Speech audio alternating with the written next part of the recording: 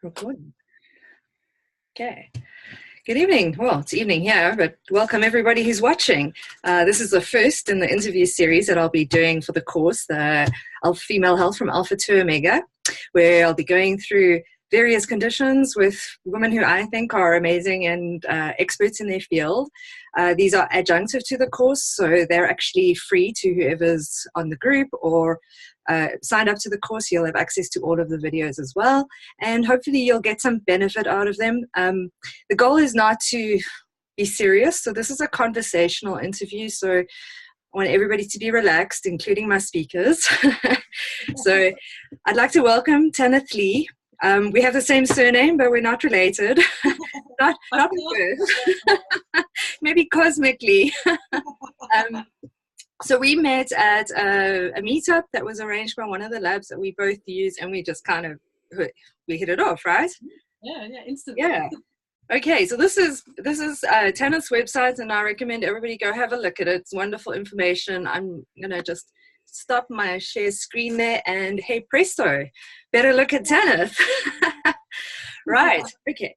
So the reason I wanted to speak to you is because I think your story is interesting. And while I was creating this course, when I got to perimenopause and menopause, I actually freaking overwhelmed myself. It was crazy. So much information. And everybody's experience is different, right? Absolutely. Okay. Absolutely. So you have a pretty unique story. And I'm just going to hand the reins over to you. So just start telling people about yourself. About myself? Well, I mean, usually I kind of get asked why I'm called Mrs. Menopause, and I guess I'm so used to it by now. I mean, I've had that name now for about 8 years. Yeah, because you don't look like a menopausal woman. I know. So, my story is I went through the menopause I was diagnosed, for want of a better word, age 38. Wow. Which was very young. Yeah, that is very young, considering standard would be 10 years older than that. Yeah, absolutely. I don't think I'd even said the word menopause before that day. I got the call from the GP. I'd not been feeling myself. I just wasn't feeling myself. I hadn't had any periods. So I went to the doctor and she did all the blood tests. And I didn't think anything of it that much, really, kind of bumble on with my life. And I remember getting the call. I sat outside a client's house when I was one of our personal training clients, and this doctor rang, this locum, and she said, "Oh, we've got your results back." I'm like, okay, fine. She goes, "Yeah, you've gone through the menopause."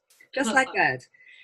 No gracefulness, no like easy. No, it's just no, it was like bang. And she basically said, and I'm going to paraphrase a little bit, was basically go to your local health food shop and buy some supplements and good luck, kind of thing. That was okay. I've got a couple of questions there. Yeah.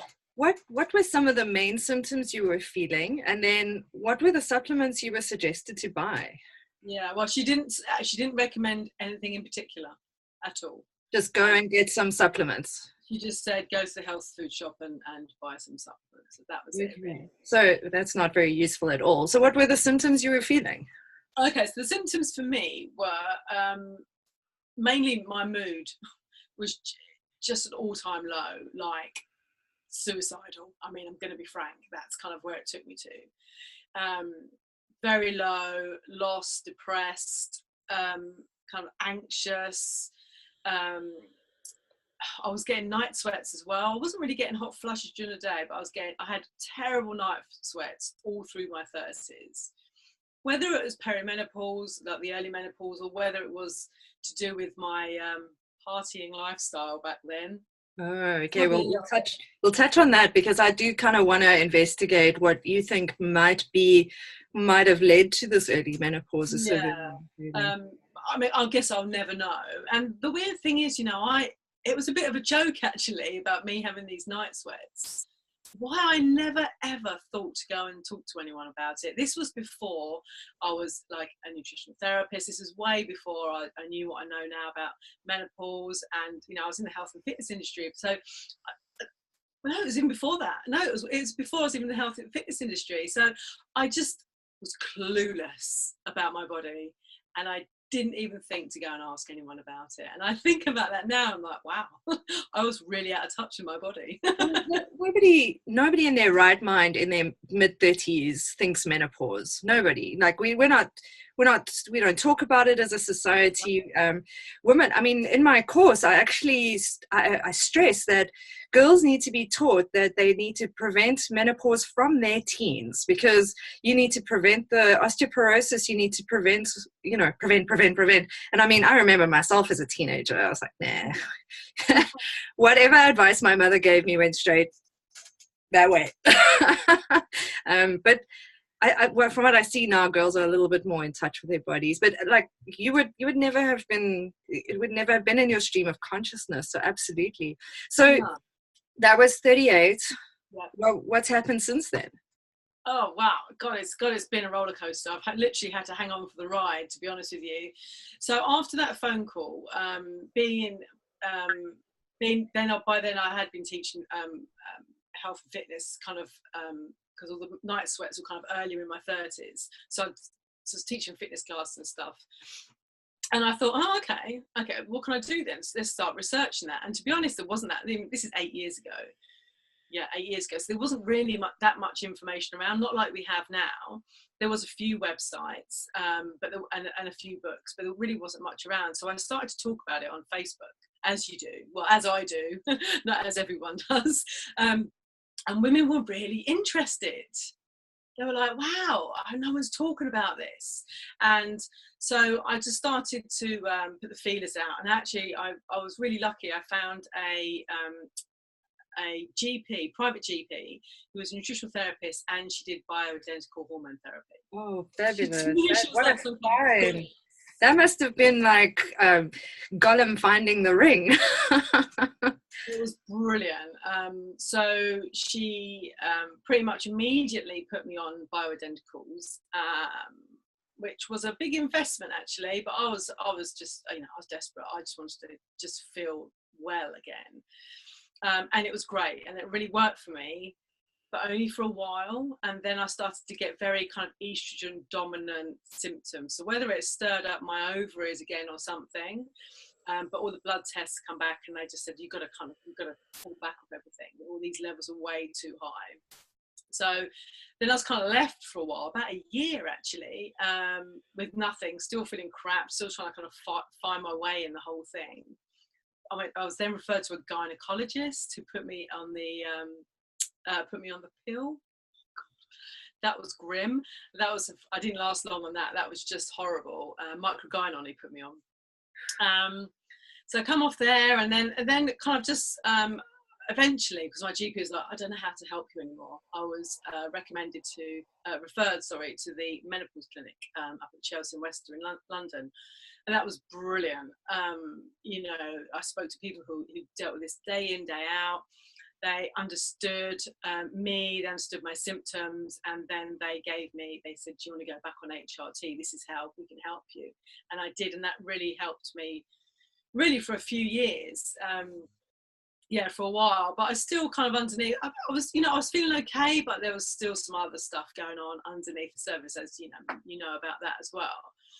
And then last year, I decided, I'm feeling better now. I'm okay. I'm over the menopause now. At the age of 45, I'm post-menopause. Perhaps I don't need these hormones anymore. So I thought, okay, let's come off it and see what my body did. My body did not react well. Yeah. Coming off it slowly. Just how bad was it, Tanith? Just how bad was it? It was just the pits. It was the second menopause. And you know what? When I was really back in that really dark place, because for me it's much more here, it gets me, and that's not for everyone, but it was very much in my head, and it was horrible. I was social anxiety, I couldn't go out, I felt lost, I felt disconnected, I felt exhausted, on top of other stuff that was going on. And it was just, I thought, what am I doing? I thought I just need to go back to the GP. Yeah. So here I am, literally. I mean, you have a load of estrogen receptors in your brain. I mean, that's why the big triad of menopause problems is dementia, and that's a big problem. And then the heart and bones. But you're going to feel mad. If you have too much estrogen, you feel mad. And if you have too little, you feel mad in another way. It's like one of those things that you have to kind of find balance. And the thing about menopause in the old days is that it was a much smoother glide, because there was time for the receptors to adjust to the levels of hormones. But because nowadays we're exposed to tons of exogenous hormones, our receptors are all over the place, and then suddenly everything drops and we've got stress and all these other external factors. It's crazy.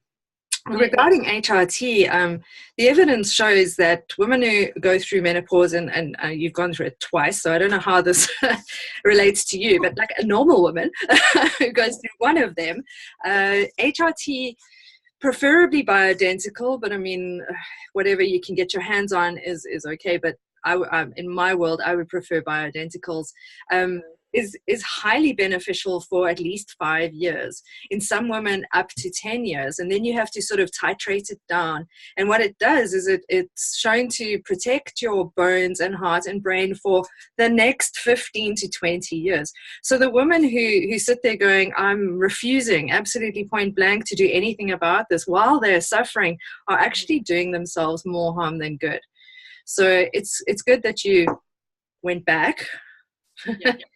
And got yourself sorted. And I mean, I would recommend that you stay on this for at least 5 years. And then when you consider, don't just come off it, because remember, your body's gotten used to this particular load. And if you just take it away, that safety net is gone and you'll have all the symptoms again. So you do it. Yeah, absolutely. And I what it's done for me, because this is what I do now, is what I specialize in, is give me a really good reminder of how rubbish it can be. Yeah.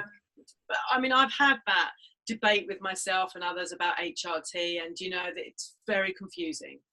Yes, women are because everyone is so different, and I can't stress that enough. The fact that every single woman, I'm not going to use the word snowflake because that has bad connotations now, but it used to be quite a pretty connotation. There's crystalline structure, everyone unique. Yeah, so I can understand that the doctors that you've worked with have had to go through a bit of trial and error as well, because it is that. And I think for me, particularly because of my age, that was a decided matter for me as well, because I just because of the age I was, I had to think about my bone health, I had to think about my heart health and all that stuff as well. And actually, it was really important to my health that I did actually have some support like that as well. Absolutely. But yeah, I just it's hard for women, isn't it? They just need to be able to do what's right for them. Absolutely. And everyone's got an opinion. Yep. Everyone's got an opinion on everything. And then they don't take into account, in the majority, they don't take into account the fact that everybody is so unique. Yeah. So along with your HRT, are you using any kind of nutritional supplementation? How are you managing your nutritional intake and things like that? Well, it's been a bumpy ride, I have to say. When I was in the throes of it, my recent menopause, if you like to call it, all my motivation went out the window, all my energy went out the window. For somebody that loves cooking, I didn't want to cook. I didn't have the energy to cook. I just couldn't face doing anything. And it sounds a bit, maybe I'm being, a bit, dramatic maybe, but I just couldn't face doing anything. So my nutrition wasn't probably as good as it could be. But for me, I've got other things going on, namely my gut stuff. Yeah. Which has been probably there for many decades, if I'm honest, and it's been progressively getting worse and worse. So for me, going back on that's another reason of going back on HRT, to kind of give me a window to get all the HRT almost feels like at the surface, like a little bit of a plaster in a way, so I can fix all the stuff that's going on underneath. Yeah, people are layers. That's very true. And you can't, what I explain to a lot of my patients when I see them is you want to do everything all at once. Like if you have multiple symptoms, you want to do everything all at once, but we're actually just not designed that way. Like, you have to fix your gut first. Without your gut being healthy, your adrenals can't help you, your liver can't help you, and gut is pertinent for estrogen detoxification. All those hormones go through there, and could Absolutely. be. So that's all. That's what I'm focusing on at the moment. Really, is trying to get my gut working, because if I'm not absorbing properly, I'm not processing things properly. I could have the best diet in the world, but it may just be coming through. So you know what I mean. So that's my priority at the moment, is looking after my gut. And of course, with that, with the changes and the things I'm following, it's a healthy diet anyway. So that's kind of where I am. So have you ever done genetic testing to see how well you metabolize hormones? Yeah, kind of, I think. Have I done genetic tests? I have had genetic testing done before, but I haven't really looked into it that much, to be honest with you. Okay. It's just I'm thinking back to how your first round of HRT made you estrogen dominant, and I think there might have been a little gene interplay there that might have caused the estrogen to build up a little bit. Yeah, I have done a DNA test, but it was a long time ago, and to be honest, I think it's probably not by one of the better companies, so it's something that I probably need to revisit and have a look at when I get 5 minutes. Okay, are you sleeping okay? How is sleep in menopause? For me, no, I sleep right. Yeah. I'm just trying to think. Even when I'm just thinking back to my recent time off HRT, when I was getting some hot flushes, not massive ones, but I was definitely having moments of like, oh, hello, it's been a bit warm in here. But I'm very lucky. I was still sleeping okay. Right. So, and I need my sleep, right? I need my rest. I need my 8 hours. I know I'm in bed easily by 10. Don't talk to me. Don't ever call me after like 9 o'clock at night. I really protect my sleep. It's really important to me. And I suppose the only time my sleep was really interrupted was when I was having all those night sweats. Yeah. So you have this fantastic forum on Facebook. What would you say would be like the top? It did start with the top 3 things that women will say they're experiencing as a suffering when it comes to menopause. No energy. Yeah. I would say anxiety, depression, that kind of something's going on with the mental health. A weight gain. Weight gain, that would be the top of my list. Hey, that's, I think, what everybody starts to moan about, because that whole change in insulin reactivity with your cells, absolutely. So women have to start changing their diets. So one of the points that I make is that we get given this one body, and we get given multiple life stages, and our needs and our actions need to change accordingly for each life stage, and we don't get told that, right? So I know that in my 20s, I could do things that I can't do now. I could stay awake for 3 days and not suffer the consequences. I could eat a whole cake. I could just run it off the next day. Things change a little bit, don't they? And we don't get told, as women aging and going through the process, we don't get told, well, as you start to get older, you kind of need to cut back on the carbohydrates. You need to be aware of this. And it's not just a fad, it's a fact. It's something that we become more sensitive to carbohydrates. Yeah. So that chocolate that we're craving, because we're magnesium deficient and copper toxic and full of estrogen, isn't the saving grace that we want it to be, is it? No, and I think women also forget that wine is pops. No, I eat a really healthy diet. I'm just drinking loads of wine at night, and I understand, it's the whole wine down thing, but it just can't tolerate it as well. I just want to go back to a word you just said there. Actually, was acceptance. Yeah, and I think that's a really big word to discuss, because I hear time and time again, I just want to feel like I used to. And I just want to look like I used to. I want to be who I used to. I'm like, We can't go back in time. We really have to move forward with what we've got. And I agree with you. I think it's part of the mental is the fact that women don't love what we've been taught to love about ourselves. And I mean, we're told what's accepted as beautiful and whatnot, and literally it's a teenage girl. We're not going to look like a teenage girl in our 40s. I mean, those models that are in the magazines, how old are they? They're 14, 15, 16. I mean, at 21 they're considered old. So what are you at 45? And are you ever going to look like that? I mean, if you try to, you just start to look sinewy. It doesn't really, we're different, and we need to accept that. Yeah, absolutely. And what have you accepted about yourself recently? Me, you know what? I think I've actually come to accept my change in body shape. Actually, that's a big one. And it is a big one. Don't get me wrong. It's work in progress. I have good days and bad days. But I go back to when I was, I probably put on a couple of stone. I've gone up a dress size, whatever. I mean, it's not the end of the world. If I think priorities wise, it's not the end of the world. And if I go back to when I was at my fittest, when I was like, oh my god, my adrenals must have been burnt out. But when I was teaching all those classes, I was really lean. My abs were showing. Blah blah blah. Oh my god, I was miserable. I might have felt great in clothes. It was such hard work to be there. I was exhausted and I wasn't healthy. And that's what I have to remember. I still want to be fit. I still want to be healthy. So for me, it's acceptance about my body and appreciation of my body, because we are all walking miracles. I mean, we could look inside at our little cells and see what's going on. We'd be like, wow, we're miracles, aren't we?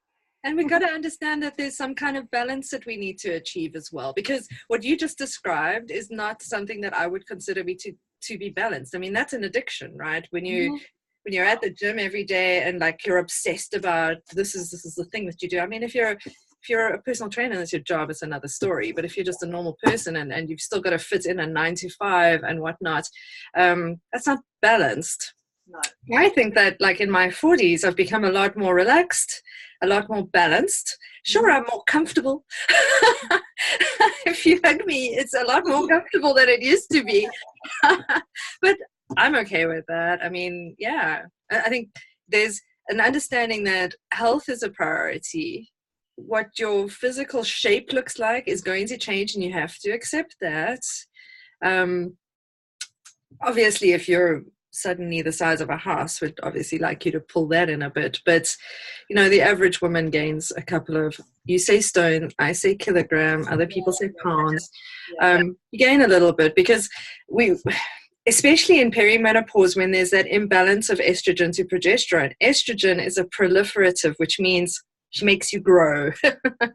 And a lot of women will suddenly notice that their boobs have gotten a bit bigger and their hips have gotten a bit wider, because that's what estrogen does. She's the girl that prepares you for making babies at the end of the baby making time. Yeah, absolutely. And I don't know, it's just getting my thing about the whole menopause conversation is to try and change the conversation. It's my message is it's a transition. Absolutely. It's not the rest of your life. Yep. It's a transition from one stage to another. And if you're in it and you've got symptoms, it can be pretty bleak and it may feel like you're never going to get through it. But you can get through it, and there's so much we can do to get through it without symptoms. It doesn't necessarily have to be HRT, right? I mean, everyone's different, as we've discovered. But it's a transition, and there is a life, and a wonderful life at the end, beyond. Here's something that a lot of people don't consider. You have, on average, 30 years post-menopause. It's a long time. When you talk about a life change, it's changing you, and you're changed permanently from that point on. Yeah, absolutely. I mean, we might get to the point as a human, but we might live, as long post-menopause as we do pre-menopause. So are women going to write off the second half of their life? Are they going to you know, I hear it all the time, you know, oh, that's it, I'm over the hill, it's all downhill from now. Oh, well, what do you expect at my age? All this patterning we're telling ourselves is like, actually, look for the women who inspire you. Look for the women who make you want to kind of be different or live differently. My mum's a huge inspiration for me. She's Brilliant. 67. She's the one why I got into doing a fitness. She was always doing aerobics. She was always doing stuff. I mean, as a toddler, I'd be asleep in the corner of a yoga studio while she'd be doing yoga at night. She was doing her Jane Fonda. Yeah. And even now, at 67, she souses a couple of times Walks a week. a lot. Walks a Yeah. lot. She walks a lot. You know, she's always active. She's always out and about. And she's just like, I'm not going to stop moving, you know. And that's the difference, isn't it? It's different kind of movement. Like, I was thinking about that just today. I was thinking, should I go and do the HIIT class? And then I thought, you know what, I'd actually rather just go for a bike ride. Something I don't have a street bike. I have a mountain bike. So for me, it's like off-roads and stuff. And I don't push myself hard, but I enjoy the movement. And I noticed that when I do that, I'm exercising and I'm enjoying myself. I'm not like 30 minutes of hell, which is the only way I'm going to describe those classes. Yeah. 5 minutes in and I'm going, I get that they're good for you, but like my mindset today was, you know, I've had a full morning of work. I don't really feel like doing that to myself. I'm just going to take a bike ride or go for a swim or do something where I'm still moving. I'm still getting my interleukin 6 activated as an anti-inflammatory as opposed to a pro-inflammatory. And I'm not necessarily doing the exercise that everyone tells me is good for me, but I just don't feel good doing. And I think the thing I picked from what you've just said there, it's a really good point, is women don't listen to their bodies. They follow a prescription of everything.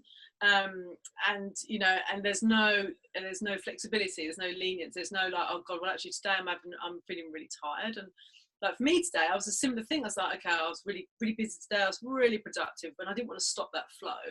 But I could feel like I'd been sat in my chair for like 5 hours. And I thought, well, I was going to go and do some Pilates down, you know, in my dining room kind of thing. Yeah. And that was fine. I did 15 minutes of stretching, and that's what I felt like I wanted to do today.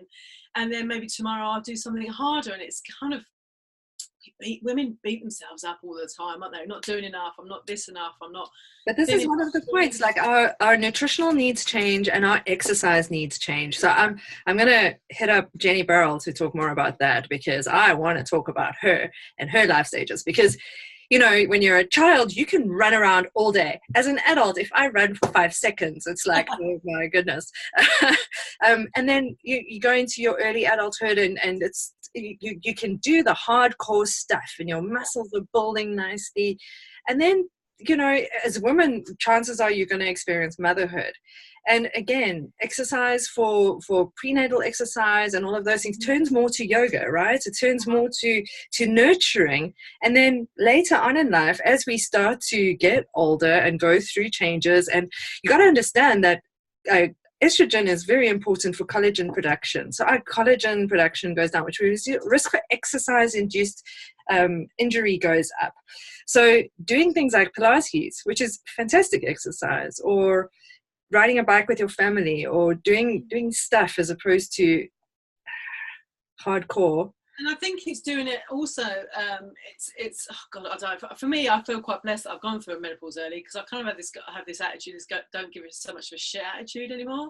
You know, it's changed now. I want to do more stuff for me that actually makes me happy, rather than being told I need to do this, this, and this. Don't get me wrong, I know what I should be doing, but it's kind of it's that being in touch with myself a little bit more. And I just feel so many women are so disconnected.